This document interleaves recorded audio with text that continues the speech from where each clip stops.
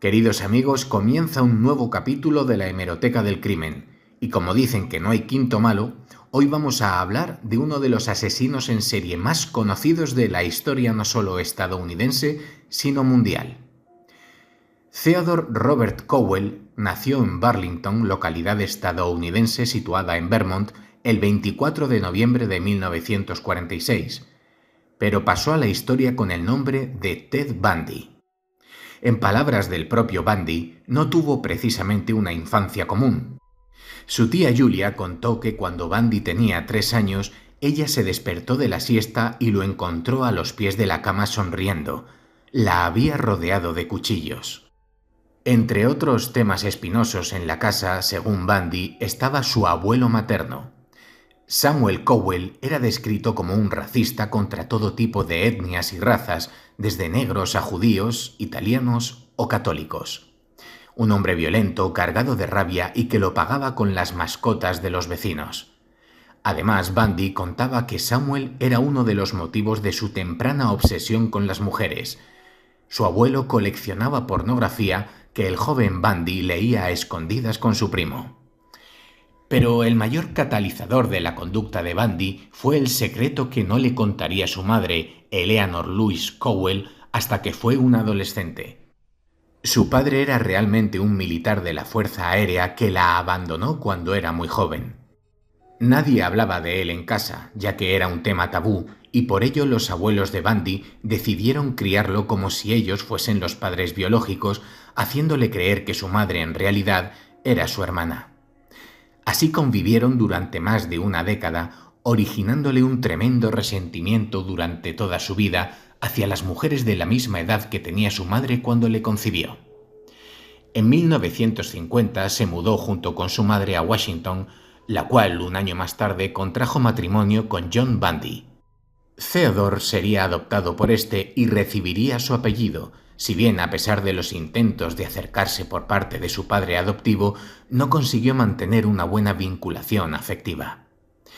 Debido, entre otros aspectos, a la vivencia de un rechazo continuado y de violencia intrafamiliar, Ted Bundy empezó ya desde la infancia a manifestar una personalidad retraída e infantil con poco contacto social. Asimismo, empezó a mostrar síntomas de lo que hoy en día se consideraría un trastorno disocial, manifestando un comportamiento cruel y llegando a entretenerse capturando, matando, mutilando y descuartizando a animales. Se inscribió en la Universidad de Puget Sound y empezó a estudiar psicología, área en la que resultó ser un buen estudiante. En 1967 se enamoró y empezó una relación con una compañera de la universidad, Stephanie Brooks. Sin embargo, 2 años más tarde, ésta se licenció y terminaría por dejar la relación debido a la inmadurez y ausencia de objetivos de Bundy.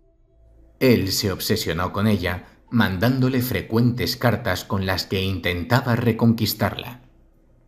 Durante el mismo año abandona los estudios y en esta época empieza a tener diferentes empleos en los que no dura demasiado tiempo. En 1969 empezó una relación con Elizabeth Kloepfer que duraría 5 años, a pesar de seguir en contacto por carta con su anterior relación. Tiempo después terminaría por graduarse y en 1973 se inscribe en la Universidad de Washington para estudiar Derecho. Empieza a participar en el mundo de la política por el Partido Republicano y a vincularse en diferentes actividades comunitarias, llegando a ser voluntario en un servicio telefónico de ayuda a mujeres sexualmente agredidas. Incluso llegó a ser condecorado por salvar a un menor de ahogarse. Sin embargo, sería durante 1974 cuando se empezarían a registrar sus primeros asesinatos confirmados. En enero de ese año, aún en la universidad, Bundy entraría en la habitación de Johnny Lenz para posteriormente golpearla con una barra de hierro y violarla. A pesar de que sobrevivió, sufrió graves heridas y daños cerebrales permanentes. Llevaría a cabo el mismo procedimiento con Linda Ann Healy, a quien en este caso mataría. Hizo desaparecer el cadáver, aunque no limpió la sangre. Esta muerte daría inicio a una cadena de asesinatos en el que desaparecieron numerosas jóvenes estudiantes, siendo algunas de ellas Carol Valenzuela, Nancy Wilcox, Susan Rancourt, Donna Mason, Laura Aimee, Brenda Ball, Georgian Hawkins, Melissa Smith o Karin Campbell, entre otras muchas. El modus operandi de Bundy se basaba inicialmente en seguir a sus víctimas durante la noche y llevarlas hasta su casa para allí estrangularlas. Sin embargo, con el tiempo y viendo que tenía facilidad para manipular debido a su carisma y que resultaba atractivo para muchas féminas, fue cogiendo confianza y empezó a buscar víctimas durante el día, siendo usual que simulara tener un brazo roto para pedir ayuda para llevar cosas a su coche. ¿No les suena haberlo visto en cierta película? Bundy solía escoger a mujeres jóvenes, morenas de pelo largo, características que las asemejaban tanto a su madre como a su antigua novia Stephanie Brooks. Las víctimas eran a menudo violadas y descuartizadas, llegando a conservar el sujeto partes de sus cuerpos, como la cabeza, a modo de trofeos por sus crímenes. No era raro que mantuviera relaciones con los cuerpos una vez muerta la víctima, así como la presencia en estos de mordiscos por parte del asesino. Durante el mes de noviembre del año 1974, Bundy fingió ser un oficial de policía para acercarse a Carol Darronch y hacerla subir a su coche.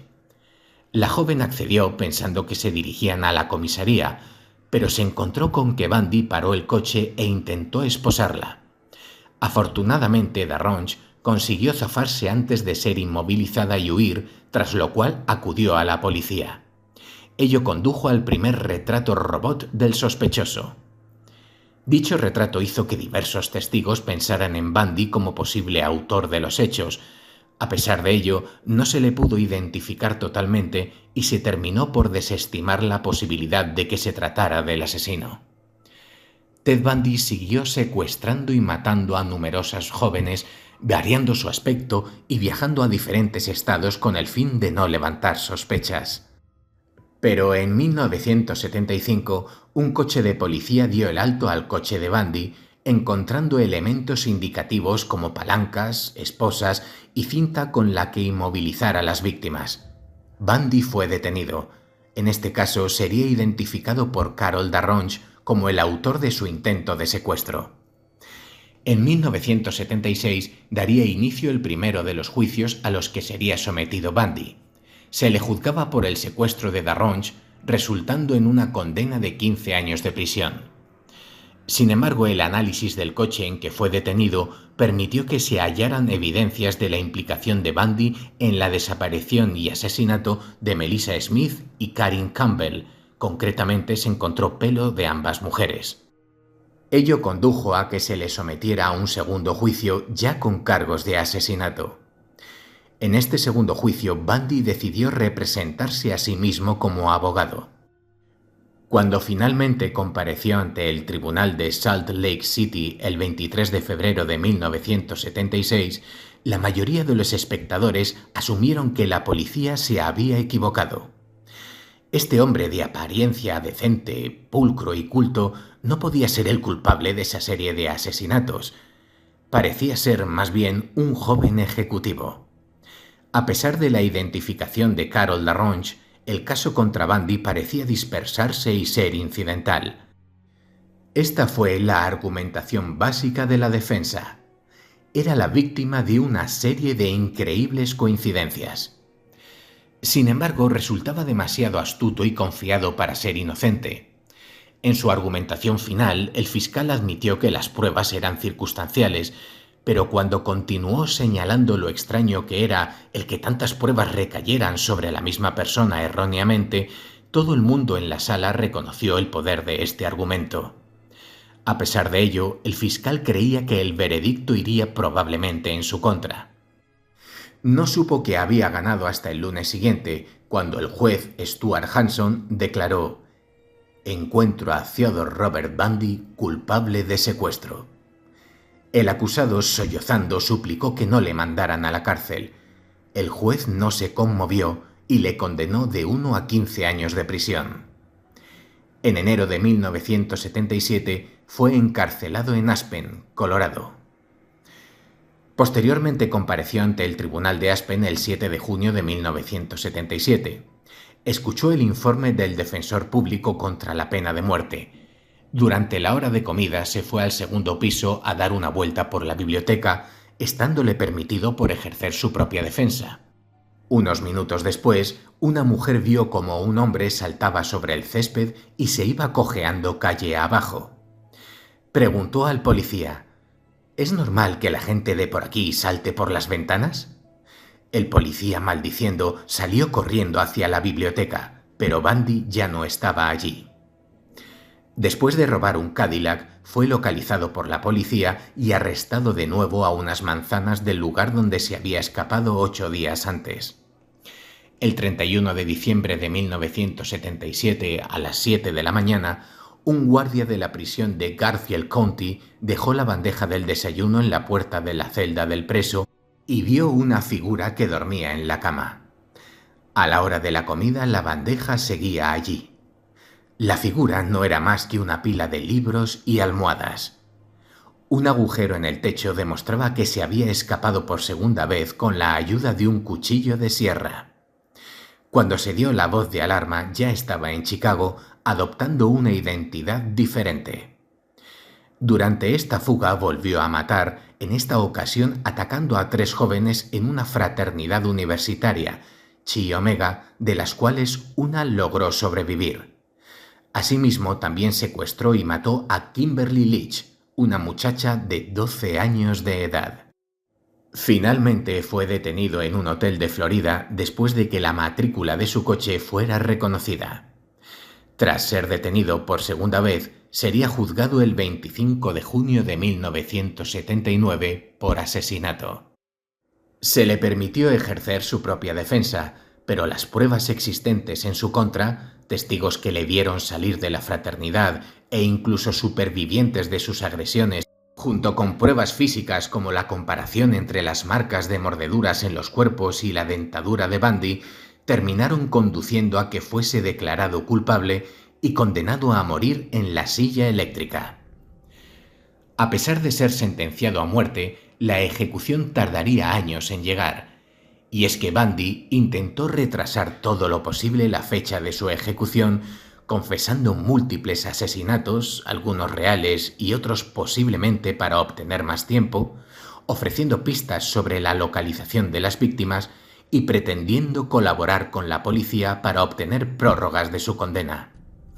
Si bien se consideran ciertos 36 de los asesinatos confesados, se sospecha que pudo haber muchas más víctimas. Incluso llegó a ofrecerse para colaborar en la detención de otros asesinos.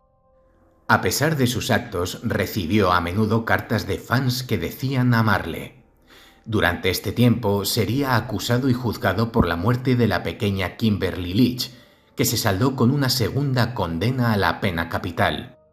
Durante el mismo juicio, Bundy contraería matrimonio con Carol Ann Boone, una de las numerosas fans que creían en su inocencia y con la que terminaría por tener una hija concebida en los vis-a-vis. Durante sus últimos años sostuvo entrevistas con psiquiatras en las que narró su vida y se analizó su estado mental. Los tests utilizados indican labilidad emocional, impulsividad, inmadurez, egocentrismo, complejo de inferioridad y ausencia de empatía, entre otras características.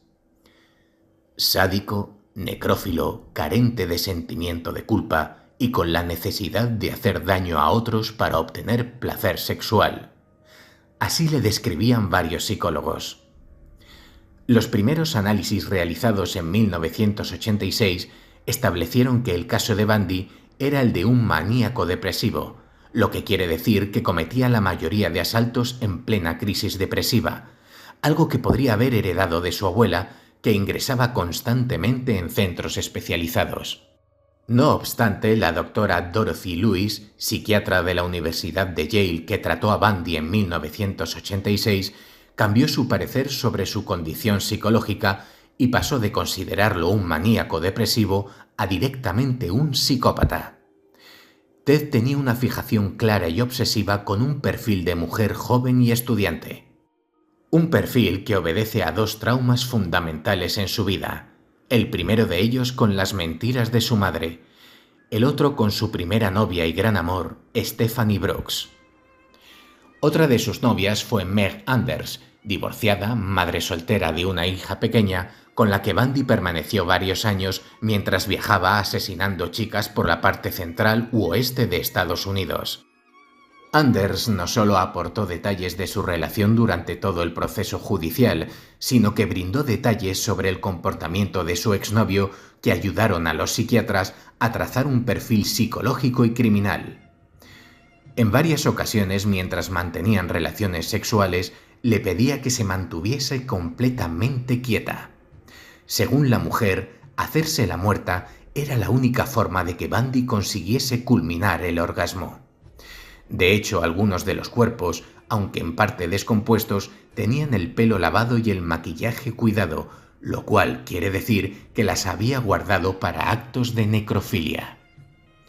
En 1978, dos escritores, Stephen Michaud y Hugh Ainsworth, fueron requeridos por Bundy para escribir un libro que empezaría con la asunción de su inocencia.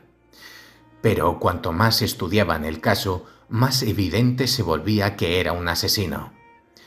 Lo que aparece en el libro titulado El único testigo vivo, 1983, es la historia de un solitario que se volvió completamente obsesionado por el sexo. Era un ávido lector de pornografía y un cleptómano consumado. Hay muchas descripciones gráficas en el libro de cómo los hechos aislados de la vida de Bundy se convirtieron gradualmente en un deseo abrumador de imponer sus fantasías a las mujeres. La violencia y el voyerismo marcan fuertemente al individuo y lo convierten en un ser rechazado. Cuando en una entrevista se le pidió a su madre que describiera a Bundy, ésta contestó: «Ted siempre ha sido el mejor hijo del mundo». Sus palabras fueron pronunciadas con entusiasmo mientras apoyaba sus manos unidas sobre su regazo. Siempre fue una persona atenta. A veces me preguntaba si con un plan de vida tan ocupado olvidaría el Día de la Madre, pero siempre aparecía con un regalo. Recordó su interés por las leyes. Él siempre quiso ser policía o abogado. De hecho, Louis Cowell provocó el llanto de su hijo cuando en 1979 tuvo que subir al estrado en Florida para declarar en el juicio contra Ted por los asesinatos de 30 mujeres. El 23 de julio de 1979, el jurado solo deliberó 7 horas que fueron suficientes para encontrarlo culpable de una larga lista de acusaciones. Cuando se le preguntó si tenía algo que decir, Bundy hizo otra de sus exhibiciones como hombre inocente ofendido y contestó con lágrimas en los ojos: «Encuentro absurdo tener que suplicar por algo que no hice». Bundy gastó su última llamada en hablar con su madre el día antes de ser ejecutado. A las 7 de la mañana del 24 de enero de 1989 fue conducido a la cámara de ejecuciones de la prisión de Starke, en Florida. Detrás de la mampara de plástico, un grupo de invitados formado por 48 personas esperaba para testificar su muerte. La cabeza del condenado ya había sido rapada. Le colocaron las correas alrededor del pecho y sobre la boca y un casco de acero con tornillos atado a la cabeza. A las 7 en punto de la mañana, el verdugo accionó la palanca y el cuerpo de Bundy se estremeció violentamente en la silla. Un minuto más tarde se apagó la corriente y se declaró su muerte. Fuera una multitud con pancartas que decían freír a Bundy, gritó de alegría cuando se anunció su ejecución. La vida y actos de Ted Bundy ha sido llevada al cine y la pequeña pantalla en numerosas ocasiones, amén de que su modus operandi en cuanto a embaucar a sus víctimas haciéndose pasar por un lesionado que tenía dificultades para cargar su coche, fue la inspiración para Buffalo Bill, el asesino al que buscaban en la novela El silencio de los corderos, escrita por Thomas Harris en 1988 y posteriormente adaptada al cine. También encontramos Deliberadamente extraño, película para la televisión de 1986 protagonizada por Mark Harmon. Un extraño a mi lado de 2003, dirigida por Paul Shapiro, basada en el libro del mismo nombre de Anne Rule, quien conocía a Bundy personalmente. Extremadamente cruel, malvado y perverso. Película de 2019 dirigida por Joe Berlinger, con Zac Efron como Ted Bundy y contada desde el punto de vista de su novia, interpretada por la actriz Lily Collins. Conversaciones con asesinos, las cintas de Ted Bundy, documental de 2019 dirigido por Joe Berlinger y producido por Netflix. Ted Bundy, enamorada de un asesino, documental de 2020 creado por Amazon Prime Video que cuenta la historia de Elizabeth Kendall, quien fuera novia del asesino, su hija y otros supervivientes y conocidos. Pues bien, queridos amigos, esto ha sido todo por hoy. Hasta aquí llegamos con la hemeroteca del crimen tras haber hablado de Ted Bundy, uno de los asesinos más conocidos de la historia. Y siempre recuerden que en la vida real, los monstruos existen.